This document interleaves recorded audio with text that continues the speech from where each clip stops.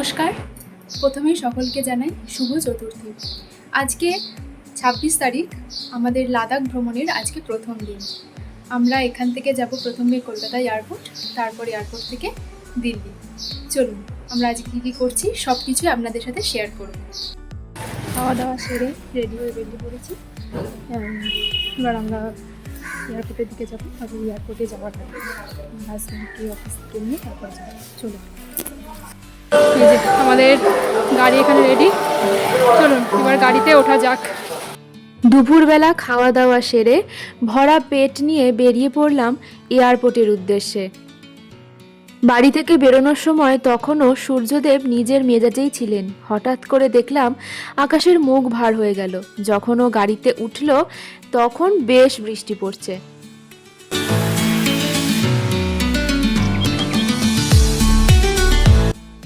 বেশ কিছুটা রাস্তা আকাশ অঝরে অশ্রু বিসর্জন করে আস্তে আস্তে নিজের মন খারাপ ভেঙে হাসি মুখটা বার করে এনেছিল সকলের সামনে।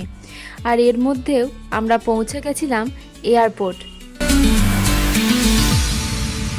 এয়ারপোর্ট পৌঁছে বহু বছর পর দেখা করলাম আমার এক পিসেমশাইয়ের সাথে।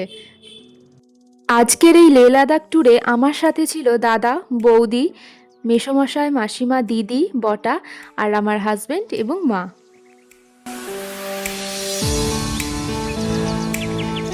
আমাদের এদিকে বোর্ডিং পাস নেওয়া হয়ে গেছে, চেকিংও হয়ে গেছে। তো আমরা এখন একটু এয়ারপোর্টটা ঘুরে দেখছিলাম। যাই হোক, একটুখানি ঘুরে দেখলাম। চলুন এবার ওখানে গিয়ে একটু বসি। বেশ কিছুটা সময় পক্ষীরাজের জন্য অপেক্ষা করার পর আস্তে আস্তে পক্ষীরাজ এসে উপস্থিত হয় আমাদের দোরগোড়ায়। এটাই ছিল আমার প্রথম প্লেন জার্নি। আমরা ফ্লাইটে উঠে গেছি। আমার পাশে আছে বটা। বটা হাই করে দে। আমরা দুজন পাশাপাশি বসেছি। চলো আজকে আমাদের রাস্তা এখানেই শুরু। আমার এই প্রথম প্লেন জার্নির সাথী হলো বটা। আমাদের পক্ষীরাজ তার বিশাল দুটি ডানা নিয়ে কলকাতার মাটি ছেড়ে উঠে চলেছে আকাশের দিকে, তার পরবর্তী গন্তব্য রায়পুরের দিকে।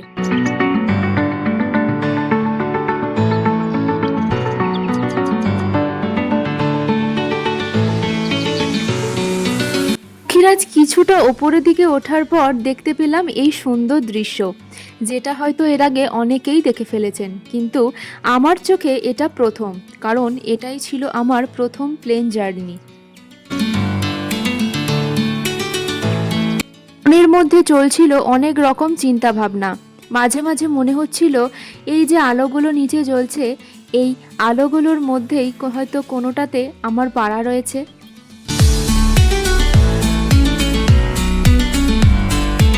একদিকে ছিল স্বর্গভূমিকে দেখার আনন্দ, আর একদিকে ছিল একরাশ মন খারাপ, কারণ চতুর্থী, মা দুর্গা ইতিমধ্যেই চলে এসেছেন মর্তধামে।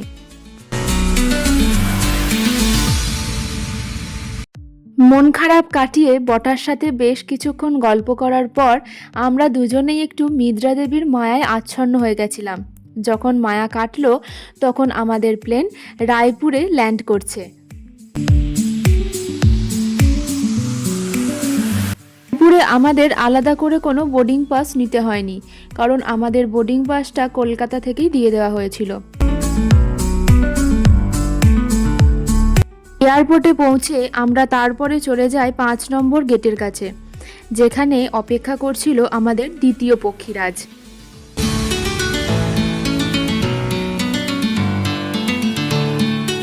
এয়ারপোর্ট পৌঁছেও বেশ কিছুটা সময় হাতে ছিল, তাই খুব ভালো করে এয়ারপোর্টটা একটু ঘুরে দেখলাম।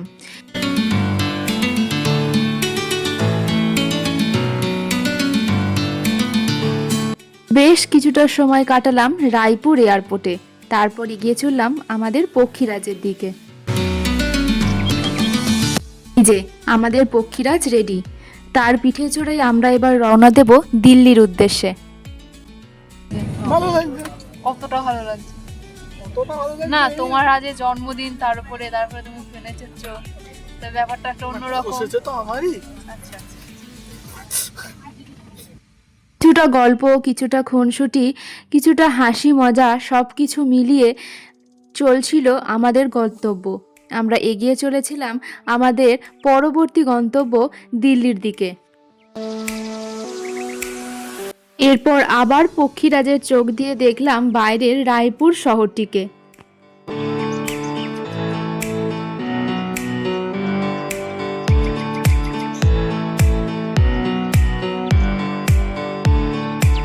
দু ঘন্টা পর পৌঁছায় দিল্লি এয়ারপোর্টে।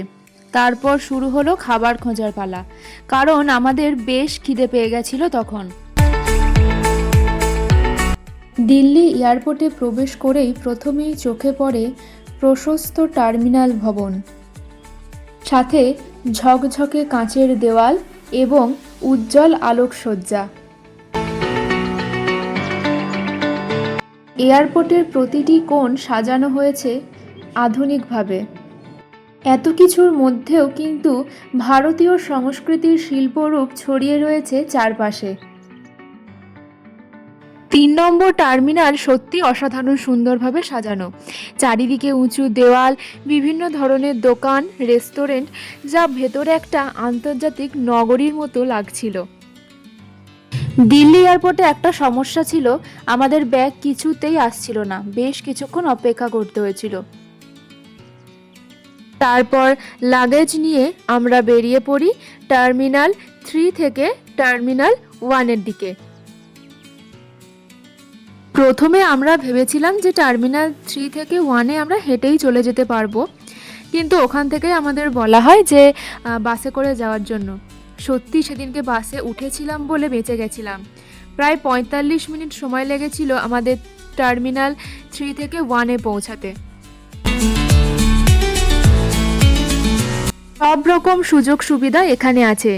আছে শিশুদের জন্য খেলার জায়গা, নিরাপত্তা ব্যবস্থাও যথেষ্ট ভালো, আর আছে বিভিন্ন রকমের রেস্টুরেন্ট। এই রকমই একটা রেস্তোরাঁয় আমরা সেদিনকে লাঞ্চটা সেরেছিলাম। রাইস আর মাছ আর চিকেন। তুমি কি নিয়েছো বলো? सेम বলো। वही तो वेज फ्राइड राइस, दम का मुर्ग और आंध्रा फिश करी। খুব ভালো এনজয় করছি আমরা। খাবারটা কেমন লাগে? খাবারটা দারুণ লাগলো, লাউঞ্চে বসেছিলাম, ভীষণ ভালো লাগলো, খুব ভালো খাওয়া দাওয়া হলো, খুব এনজয় করছি। কি কি খেলে তুমি? হ্যাঁ, আমি তো অনেক কিছুই খেয়েছি, রাইস খেয়েছি, পনির খেয়েছি, ফিশ খেয়েছি, দারুণ খেয়েছি। চলো। সারাটা রাত কাটালাম দিল্লি এয়ারপোর্টে। তারপর পৌঁছে গেলাম আমাদের ফ্লাইটের দিকে। আমাদের দিল্লি থেকে শ্রীনগরের ফ্লাইট ছিল 4:50-এ।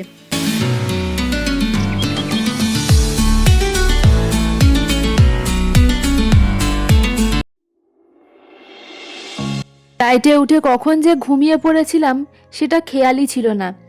যখন ও ডাকছে তখন ঘুম ভাঙল। চোখ খুলেই দেখতে পেলাম এই অসাধারণ দৃশ্য। ঘুম ভেঙে যখন বাইরের দিকে তাকাই তখন এই অসাধারণ দৃশ্য দেখে কিছুটা স্তব্ধ হয়ে গেছিলাম।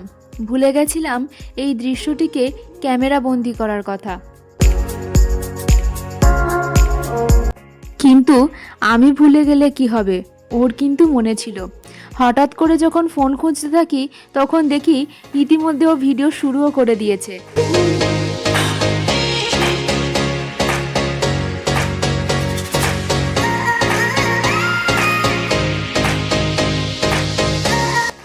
এরপর হঠাৎ করেই চোখে পড়ে এই দৃশ্যটি।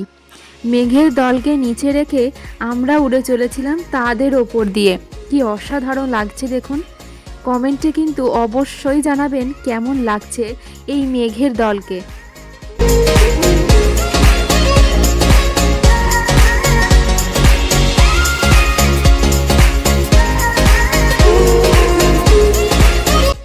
এরপর আস্তে আস্তে চোখের সামনে ফুটে উঠতে থাকে গিরিরাজ।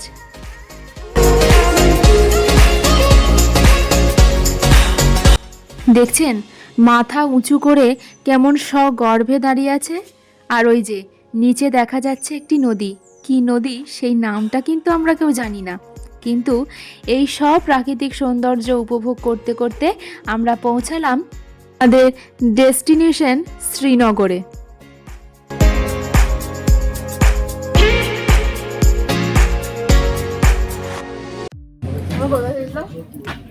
আমরা এখন কোথায় নামলাম তুমি এবার ভালো করে জানো। বলো শ্রীনগর আবার কোথায়?